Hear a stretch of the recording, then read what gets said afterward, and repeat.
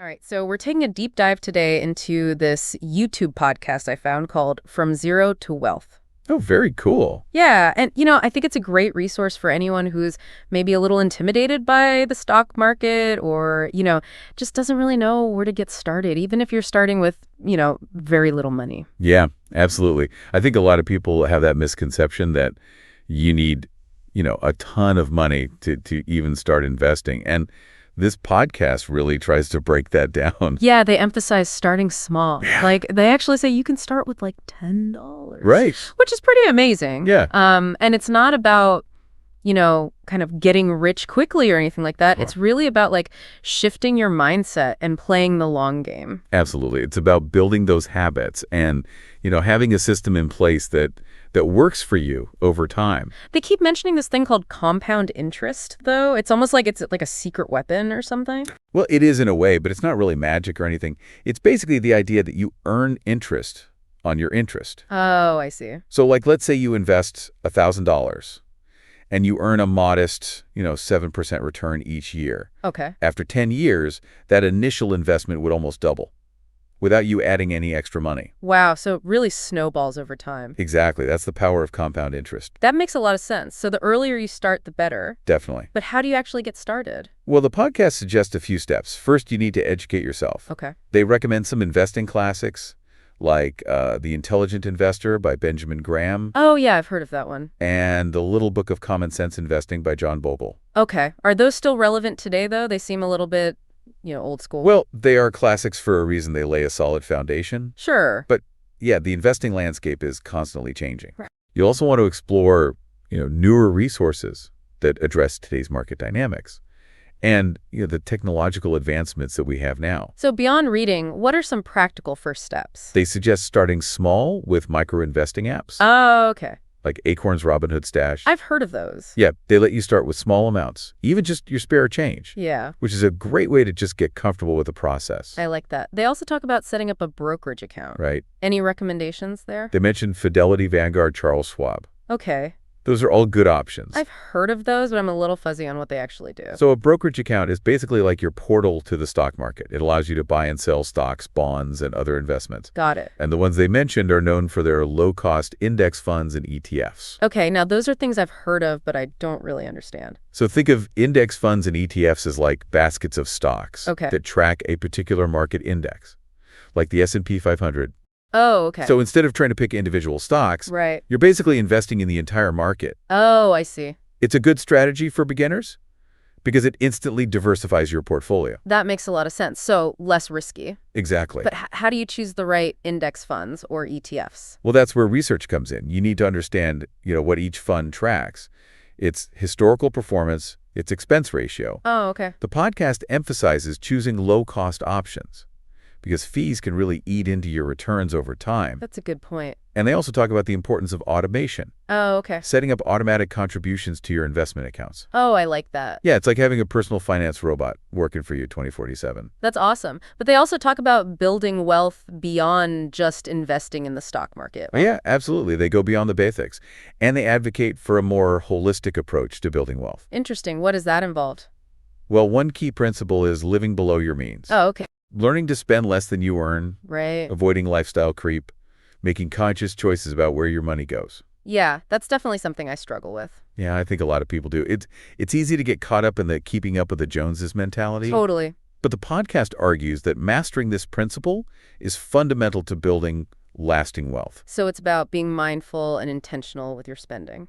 Absolutely. Okay, what else? They also suggest finding ways to increase your income, Oh, okay. but not just cutting back on expenses, but also, exploring side hustles, taking on freelance work, developing new skills that could lead to a higher paying job. So it's like diversifying your income streams. Exactly. I like that. But let's be real, most people have some debt. Right. How does that fit into the equation? They dedicate a significant portion to debt management, particularly tackling high-interest debt like credit card debt. Oh, yeah, that's a killer. Exactly. They argue that this should be a top priority.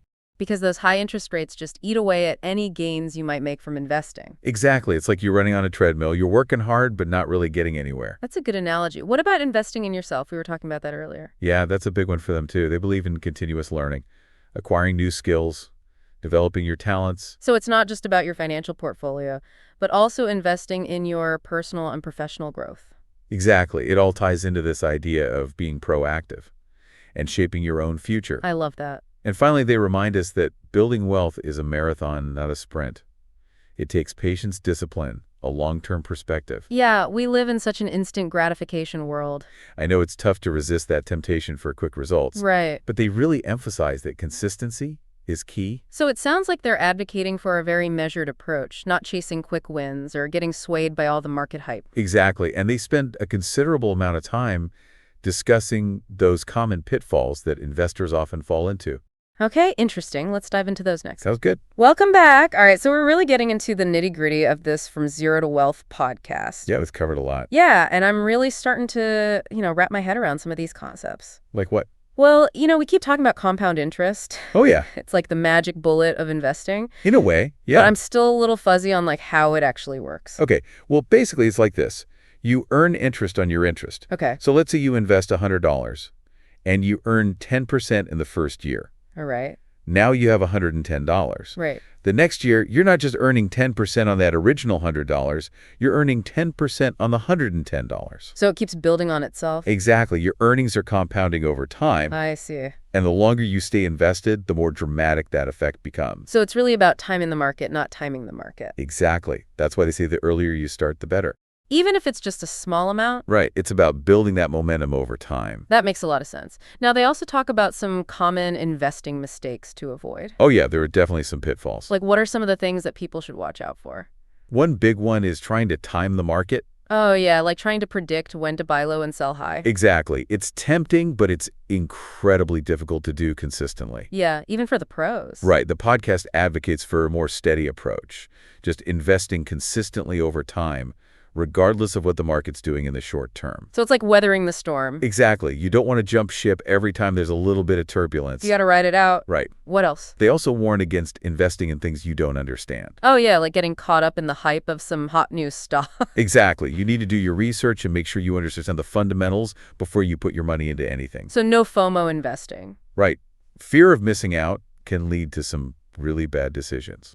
Makes sense. And another big one is emotional decision-making. Oh, yeah, letting your feelings get in the way. Exactly. The stock market can be very volatile. There could be ups and downs. Right. And it's easy to let fear or greed drive your actions. Yeah, like when the market drops and you just want to sell everything. Right. Or when it's going up and you feel like you need to buy more. Exactly. They emphasize the importance of staying calm and sticking to your plan. So being rational and disciplined. Exactly. But, they also talk about this broader idea of building wealth from nothing. Yeah, they go beyond just stocks and investing. What do they suggest? Well, they talk a lot about living below your means. Oh, yeah, we touched on that earlier. Right. It's about being mindful of your spending, avoiding unnecessary expenses. That's always easier said than done. I know, right? But it's definitely important. Absolutely. They suggest practical things like creating a budget and tracking your expenses. Okay. So you can really see where your money's going. And identify areas where you can cut back? Exactly. What else? They also talk about increasing your income. Okay, so not just spending less, but earning more. Right. That could involve, finding a side hustle, taking out some freelance work. Oh, yeah. Or even developing new skills that can lead to a higher paying job. I like that having multiple streams of income. Exactly. It's like diversifying your earning power. Exactly. Makes you less relying on just one source of income. Right. Now, what about debt? They emphasize the importance of managing debt wisely, especially high-interest debt like credit cards. Yeah, those can really set you back. They can. They recommend paying those down as quickly as possible. Because those high interest rates can just wipe out any gains you might be making from investing. It's like trying to run a race with a weight tied to your ankle. Yeah, you're not going to get very far. Exactly. And when we're talking about investing in yourself earlier, Oh, yeah. That's a big one. what do they have to say about that? Well, they really believe in continuous learning, investing in your skills, your knowledge. Okay.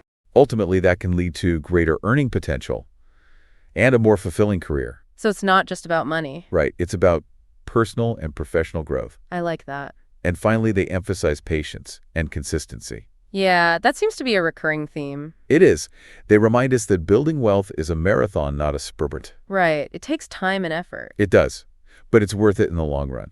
So you got to stay the course. Exactly. Don't get discouraged by setbacks. Right. Just keep moving forward. This has been a really insightful deep dive. Yeah, I'm learning a lot. Me too. And hopefully our listeners are too. Yeah, and there's still more to come. We'll continue our exploration in the next part. So, as we've been going through this From Zero to Wealth podcast, I'm really struck by how much they talk about the mental side of investing. Oh, yeah, definitely. It's not just about, picking the right stocks or anything. It's about, having the right mindset. Absolutely. And, really kind of training your brain to think long term. It's so important. Yeah, they talk about patience and consistency and, not letting your emotions get in the way. Yeah, those are all key ingredients. But it's easy to say that, Hopefully. But how do you actually put it into practice? Well, I think a big part of it is shifting your perspective. Okay. Instead of trying to beat the market, Right. it's more about understanding that slow and steady growth, that's really the key to building wealth over time. So it's about embracing the long game. Exactly. And,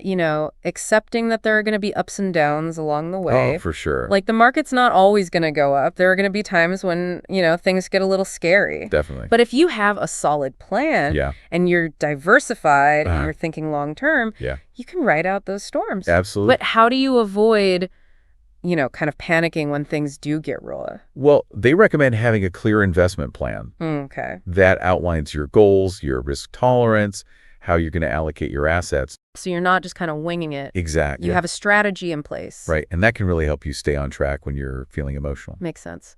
They also talk about focusing on what you can control. Oh, yeah. That's a big one. Because you can't really predict the market. Nope. But you can control how much you save, what you invest in, right, and how you react to those market fluctuations. Absolutely. So it's about taking ownership of your financial future. Exactly. And not just kind of, hoping for the best, right, being proactive, making informed choices. Exactly. And I think that's a really key takeaway from this whole deep dive. I agree. It's about empowering yourself with knowledge and information. Absolutely. So you can make smart decisions about your money. Yes, and not just react emotionally. Right. This has been a really eye-opening exploration. It has. We've gone beyond just summarizing the podcast. Right. We've really kind of dug into the key concepts. Definitely.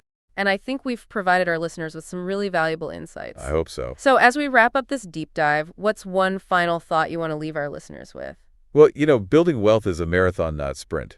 Yeah, we've heard that before. It is. It's about those small, consistent actions over time that really add up. And it's never too late to start. Exactly. Even if you can only invest a little bit right now. Every little bit counts. And that compound interest will start working its magic. It will. So start where you are with what you have. And just keep moving forward. Great advice. Well, on that note, we'll wrap up this deep dive. Thanks for joining us.